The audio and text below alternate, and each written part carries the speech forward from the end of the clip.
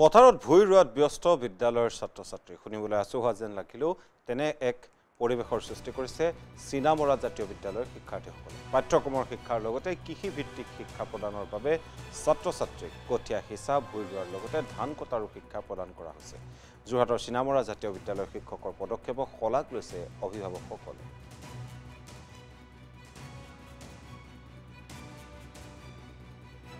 আপোনালোক সকলোকে ধন্যবাদ জনাইছো ইয়ালৈ অহাৰ বাবে। কিন্তু কৃষিটো যেনেকৈ এতিয়া প্ৰয়োজনীয় হৈ পৰিছে, কৃষি নহ'লেই নহয়। গতিকে আমি স্কুল বুলি বা ঘৰ বুলি কথা নাই, কিয়নো ছাত্ৰ ছাত্ৰীসকলে এই বিষয়ে জানিব লাগে। বিশেষকৈ কৃষিৰ বিষয়টোত জানিবই লাগিব। অন্য তাৰ পিছতে আহে, এইটো সহ পাঠ্যক্ৰমৰ ভিতৰতে পৰে। আৰু আমি কি কৰোঁ, এই ভূঁই ৰোৱা পৰ্ব সেইখিনি দেখিলে ছাত্ৰ ছাত্ৰীসকলে অৱশ্যে বিশেষ ক্লাছ কেইটামানলৈকেহে আমি দিওঁ। তাৰপিছত আমি ষ্টেপ বাই ষ্টেপ যেতিয়া প্ৰতিটো বস্তু হ'ব, সজাল ধৰিব, ধানে থোক মেলিব, প্ৰতিটো বস্তুৱে তেওঁলোকক দেখুওৱা হয়। ফিল্ড ষ্টাডি যিটো ক্ষেত্ৰ অধ্যয়ন, আমি তাৰমানে নিজৰ স্কুলতে সেইটো কৰাব পাৰোঁ। আৰু তাৰোপৰি আমাৰ যেতিয়া ধান পকিব, সোণালী পথাৰ ভৰি পৰিব, তেতিয়াও ছাত্ৰ ছাত্ৰী আৰু আমি শিক্ষকসকলে ধান দোৱা পৰ্ব আৰম্ভ কৰি সেইখিনি কটা দোৱা হয়। তাৰপিছত স্কুলতেই মাৰে, এনেকৈ মাৰি লৈ যেতিয়া খোৱা পৰ্ব হয়, তেতিয়া আমি সকলোৱে মিলিজুলি খাওঁ।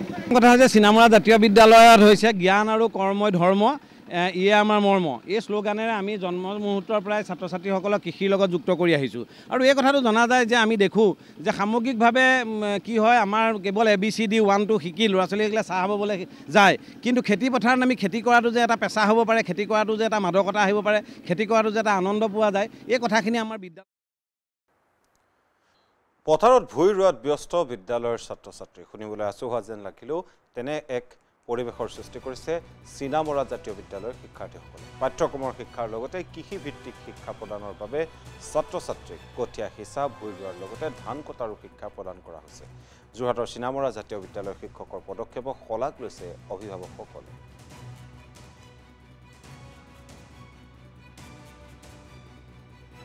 আপোনালোক সকলোকে ধন্যবাদ জনাইছোঁ ইয়ালৈ অহাৰ বাবে। কিন্তু কৃষিটো যেনেকৈ এতিয়া প্ৰয়োজনীয় হৈ পৰিছে, কৃষি নহ'লেই নহয়। গতিকে আমি স্কুল বুলি বা ঘৰ বুলি কথা নাই, কিয়নো ছাত্ৰ ছাত্ৰীসকলে এই বিষয়ে জানিব লাগে। বিশেষকৈ কৃষিৰ বিষয়টোত জানিবই লাগিব। অন্য তাৰ পিছতে আহে, এইটো সহ পাঠ্যক্ৰমৰ ভিতৰতে পৰে। আৰু আমি কি কৰোঁ, এই ভূঁই ৰোৱা পৰ্ব সেইখিনি দেখিলে ছাত্ৰ ছাত্ৰীসকলে অৱশ্যে বিশেষ ক্লাছ কেইটামানলৈকেহে আমি দিওঁ। তাৰপিছত আমি ষ্টেপ বাই ষ্টেপ যেতিয়া প্ৰতিটো বস্তু হ'ব, সজাল ধৰিব, ধানে থোক মেলিব, প্ৰতিটো বস্তুৱে তেওঁলোকক দেখুওৱা হয়।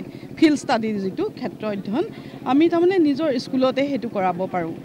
আৰু তাৰোপৰি আমাৰ যেতিয়া ধান পকিব, সোণালী পথাৰ ভৰি পৰিব, তেতিয়াও ছাত্ৰ ছাত্ৰী আৰু আমি শিক্ষকসকলে ধান দোৱা পৰ্ব আৰম্ভ কৰি সেইখিনি কটা দোৱা হয়। তাৰপিছত স্কুলতেই মাৰে, এনেকৈ মাৰি লৈ যেতিয়া খোৱা পৰ্ব হয়, তেতিয়া আমি সকলোৱে মিলিজুলি খাওঁ। কথা হৈছে চিনামৰা জাতীয় বিদ্যালয়ত হৈছে জ্ঞান আৰু কৰ্মই ধৰ্ম, ইয়ে আমাৰ মৰ্ম। এই শ্লোগানেৰে আমি জন্ম মুহূৰ্তৰ পৰাই ছাত্ৰ ছাত্ৰীসকলক কৃষিৰ লগত যুক্ত কৰি আহিছোঁ। আৰু এই কথাটো জনা যায় যে আমি দেখোঁ যে সামগ্ৰিকভাৱে কি হয়, আমাৰ কেৱল ABCD 1 2 শিকি ল'ৰা ছোৱালীসকলে চাহ খাবলৈ যায়, কিন্তু খেতি পথাৰত আমি খেতি কৰাটো যে এটা পেচা হ'ব পাৰে, খেতি কৰাটো যে এটা মাদকতা আহিব পাৰে, খেতি কৰাটো যে এটা আনন্দ পোৱা যায়, এই কথাখিনি আমাৰ